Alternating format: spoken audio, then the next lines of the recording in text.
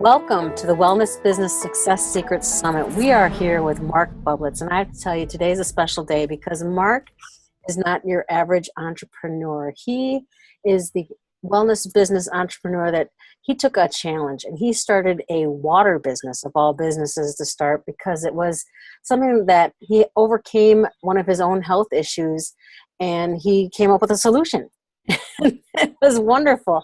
So he's very innovative in solving his own problems when it comes to health and wellness.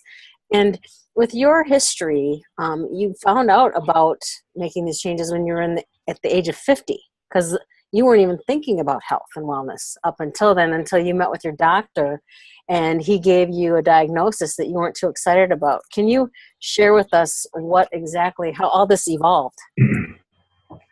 Well, when you get around 50 years old, you suddenly realize you maybe should start taking care of yourself. And I wasn't somebody that went to a doctor a lot. If it works, I don't fix it. So around the age of 50, because I was going to retire early, I had a job where I could, I had more than 30 years in. I was able to leave that job. But I was also going to be losing some of my health benefits. So I was going to see the doctor before that. And the first time I went in, then I had high cholesterol, which he gave me some cholesterol medicine for.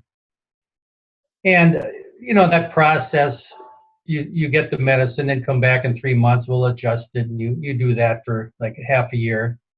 And then the following year I went in, I had high blood pressure. So now we start with the high blood pressure medicine. Well, these medicines were starting to take an effect on me. And when I would ask the doctor about them, he more or less kind of said, well, it's not the medication, even though I had side effects right after I took the medication. Mm. So this kind of led me on to, what can I do to heal myself? So I kind of got into holistic medicine and, better eating and things like this. So after a little bit of a research in this matter, I eventually heard about this health food store that was about 25 miles away from my home. And we went over there, and the owner of this store was kind of a financial guru, or not a financial guru, a health guru. And she did classes at her store. So I proceeded to learn some things from her. But as we went to that store, and this was like a remodeled schoolhouse, really. And inside of the store, there were these more or less wash tubs there, where people could actually go to the sink. And I saw people going in there with empty jugs and filling up water out of her wash tubs there. And they went up to the front and paid for it. So I kind of thought, well, what's with the water? Why were people coming to this little store to buy the water? So when I asked about it, they told me that it's a way of that there's a device she put on to her water system that changes the structure of the water. And there's a little brochure there that I took a look at, and I just found it really interesting. So it wasn't long after that I went to a health expo, and the guy that sold these units that she had bought was at this expo, and I started talking to him about this, what this system does to the water. And he explained to me that the system changes the molecular structure of the water. And he was putting these on a lot of farms. And he said that it actually made the cows healthier. Some of them were able to produce more milk. Some of the farmers were spraying this water on their crops, and the crops were actually getting bigger and more healthy type of a crop.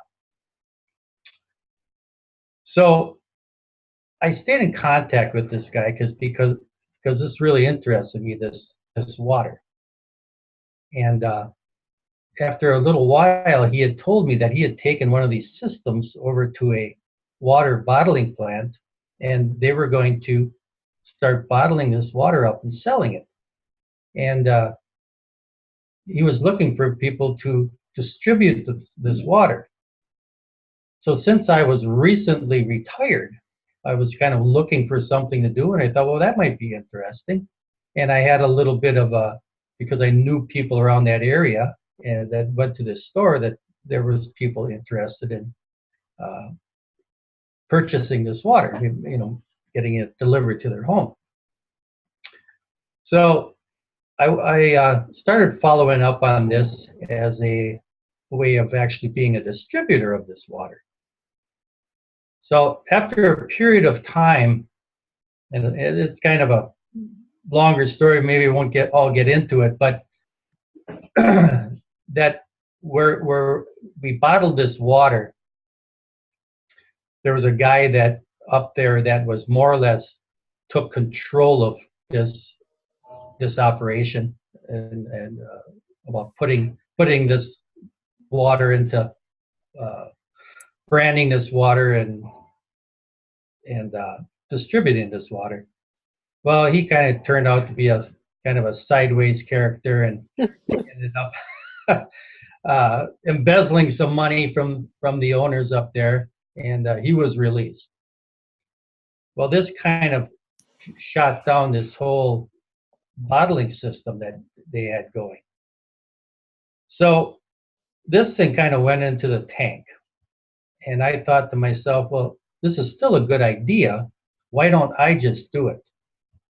So I ended up getting one of these systems, going to a different bottling facility, and rebranding the water, and starting up my own business.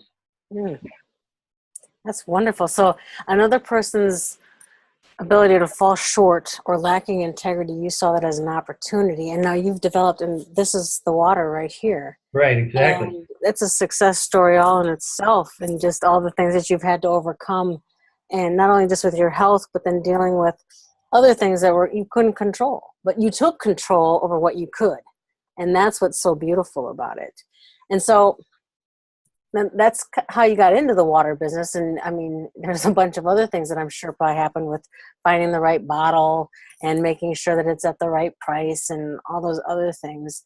But what have you learned about water that most people don't know? I mean, besides all the molecular structure science and all that other amazing stuff, what can you say?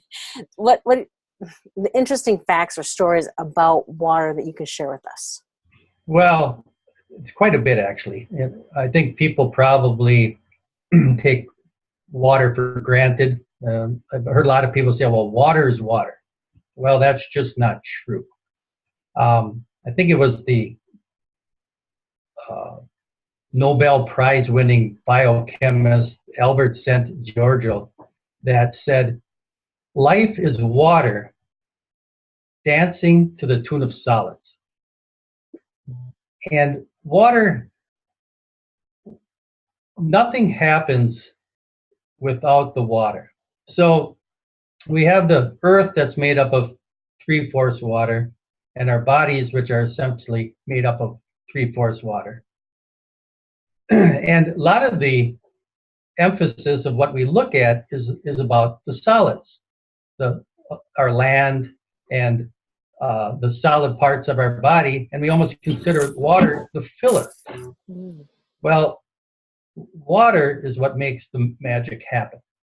Nothing happens without the water. And all of water is not created equal, because water holds an energy, and it has this molecular structure. And it also has a frequency in it. Now, I believe it was Nikola Tesla that once said, if you want to understand the universe, you have to think of energy, frequency, and vibration. Well, that same thing could be said about water, because water also has energy, frequency, and vibration. But that energy can be lost if the water is not treated in the right way. And that's what happens when we do things to water, when we pull it through straight, long pipes, when we filter it, when we do any type of human interference with the water, we actually break down that molecular structure, and the energy is lost from the water. So what we do with the water at H2O Energy Flow is we run it through a system which more or less puts that energy and frequency back into the water. And that's the way nature intended water to be. Yeah.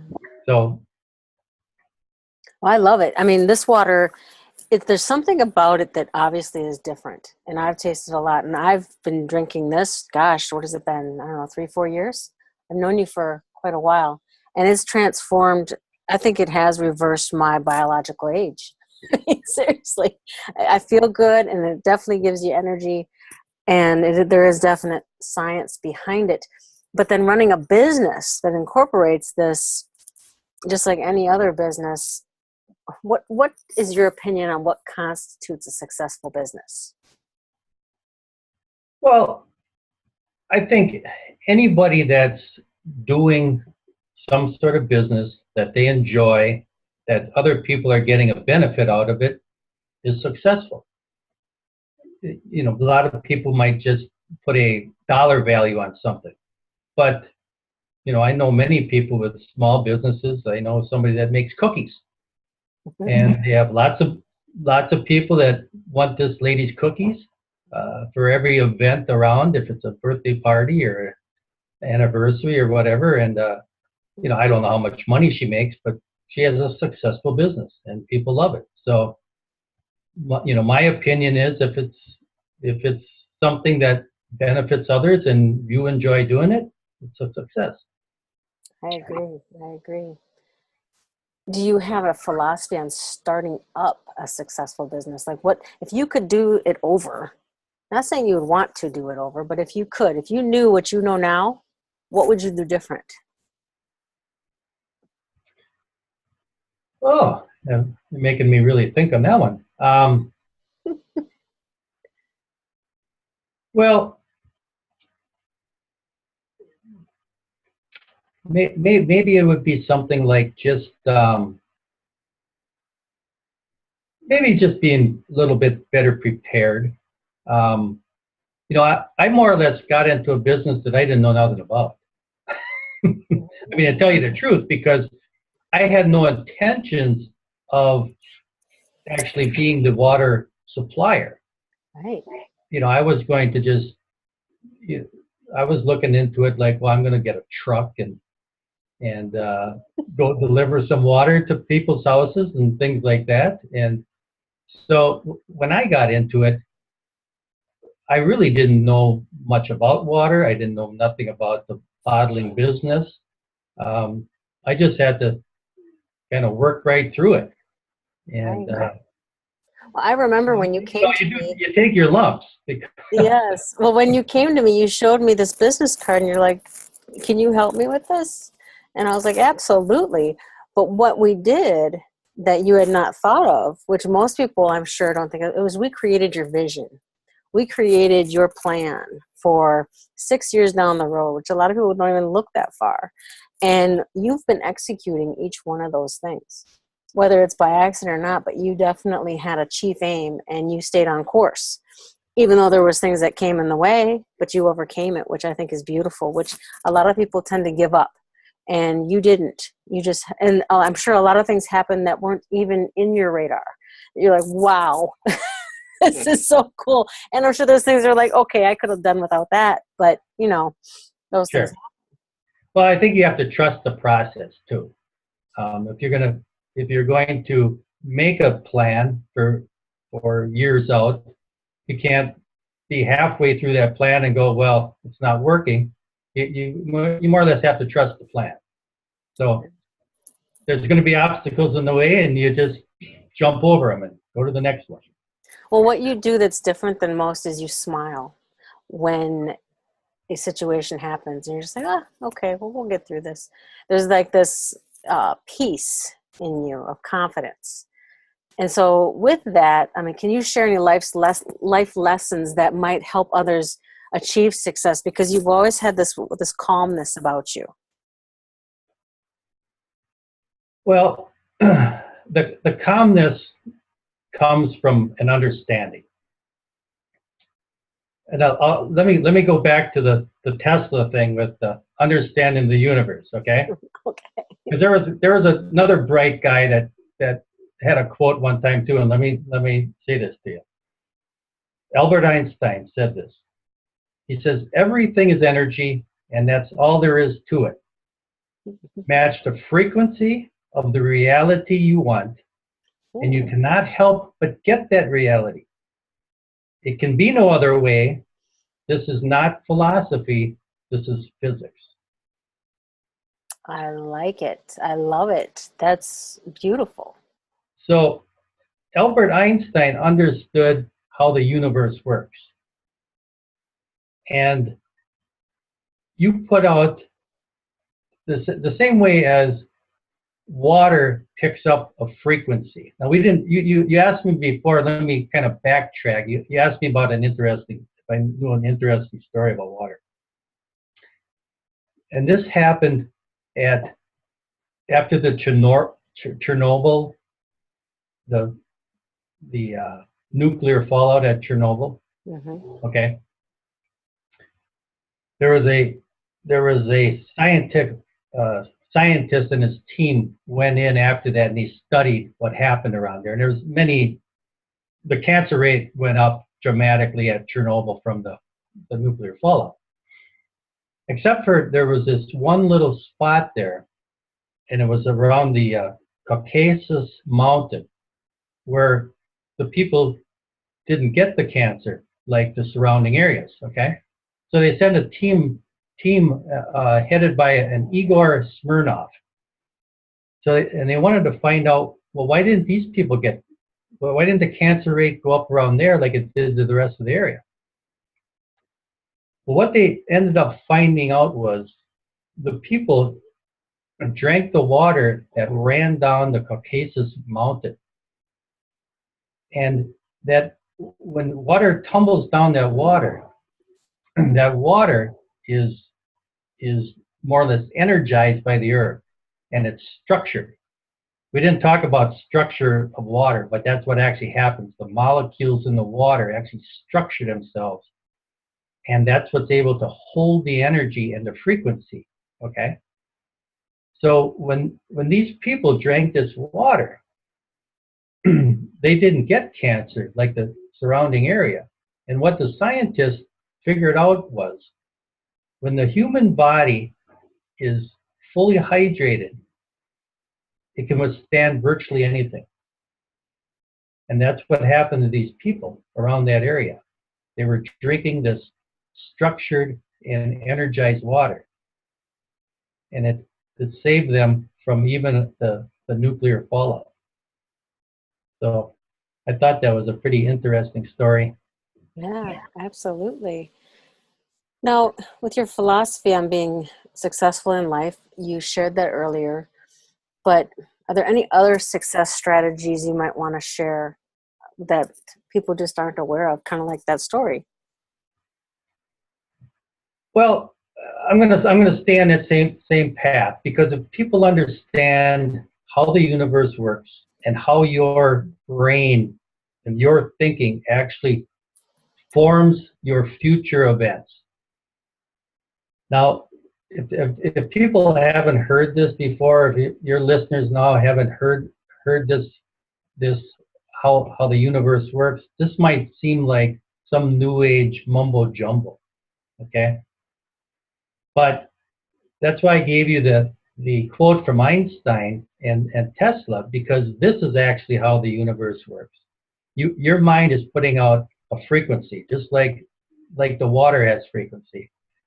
And that's shaping the events of your future that you're going to eventually walk into the reality and manifest. And when you understand this, there is a piece about you that you don't have to fear things because you understand that you're creating the things. Mm-hmm. So when you're putting out thoughts, you're putting thoughts out on a different frequency depending on how you're thinking. Are you thinking negatively? Are you thinking positively? And there's certain things that will happen on different frequencies. So if you're thinking negatively, bad things are on the negative frequencies. Illnesses are on those frequencies. The carjackers are on those frequencies. If you're on a high frequency, putting out high frequencies, those things can't even reach you because you can only experience the frequencies that you're putting out. Right. So I've got a question. Sure. So let's say you are in very high frequency, you're in a very high state, emotional state that, you're feeling bliss, you're feeling joy, you're feeling happiness, you're feeling all those high emotional states. But then there's someone, something, somehow comes into your life and notices that and doesn't like it. And they create a counter intention. They do something to interrupt your frequency, where they file a lawsuit against you, or they do something where they find that they want to see you fail. Now, I understand you create everything that happens to you, but how do you overcome that so you stay at that high emotional state so that that stuff doesn't even cause any flack or anything to you? Well, when I have something that comes up, I kind of look at it like, well, here's another obstacle. Now, I kind of take not credit, but I'll take responsibility that I put that obstacle in my way, okay? Mm-hmm. So if I put the obstacle in my way, then obviously I've got to jump over it. If I just sit there and dwell on the obstacle, I'm just going to bring up another obstacle, okay? So you have to you have to see the obstacle, but then go, well, obviously at some point I put that obstacle in my way. Now, if I'm going to sit here and dwell on that obstacle in front of me, I'm going to create another obstacle someplace along the line. So you actually have to look at it and somehow get over the fact that it's there, understand that you can move on from this obstacle, and don't waste your time giving it a lot of energy. Yes, I agree. Because, So, well, what's so wonderful about that philosophy is, rather than even looking at it as an obstacle, look at it as an opportunity of areas that you could improve on too. right. I mean, it's educational. You also can look at it as though, well, I've created everything that's happened, so because I've created this, I can change it. Right. And don't always assume that you know everything, because this obstacle might actually be what you consider this obstacle in your way might actually be an opportunity in hindsight. So Can you think of anything like that? Because I mean, obviously, when that one gentleman got in trouble, that was an opportunity for you. But then, is there anything else that had occurred in your growth within your business? I'm sure there is, and nothing pops in my head right at the moment. But I mean, yeah, all the way down from it being bottled in the wrong material. Because didn't you have, when you first got started, where there was a huge amount that got bottled by the bottling company, but they put it in the wrong type of plastic? yes, that happened too. We had ordered bottles, certain type of bottles that were BPA free, and then when we got there, when we got them. We started using them, but once again, not knowing. And then later on, we found out, well, these aren't the bottles we ordered. And Right. so yeah, yep. And then overcoming that and looking at it as an opportunity. And so then they took full responsibility and you got a whole new shipment, Right. which is Yep. good. I kind of forgot about that, so I didn't give that a lot of energy. That's right. I did, didn't I? Yeah, you hung on to that one. Okay. That's right. I hang on to stuff. That's what I just Sure. realized. Sure. Anyway, so that stuff's all amazing. I love it. So you do have a free gift that you're offering, and that free gift is actually a new book that's being launched, and it's The Race to Protect Our Most Valuable Resource, called Water, and it was written by Samuel K. Burlum, who has become a water expert. So that's wonderful. And they'll be able to get access to it by selecting the free gift button. And what you're offering is they get 100 free copies, free printed copies shipped to them, which there's only going to be 100, and the rest are going to be ebooks that are remaining. So that's wonderful. Yes. Samuel, he got on the water track here, and I think he knows more than I do. So he's a good guy to listen to. Yeah, well, he met you because he tried your water. And actually what it was is I saw the water that he was drinking, and I told him, I said, don't do that to yourself. You need to be drinking the water that actually is going to work for you. And it completely transformed him. And so he wanted to be totally a part of that. So that's wonderful. So good stuff. Good. Yes. So thank you very much for sharing your information and very valuable insight. Well, thank you for having me on here. I appreciate it.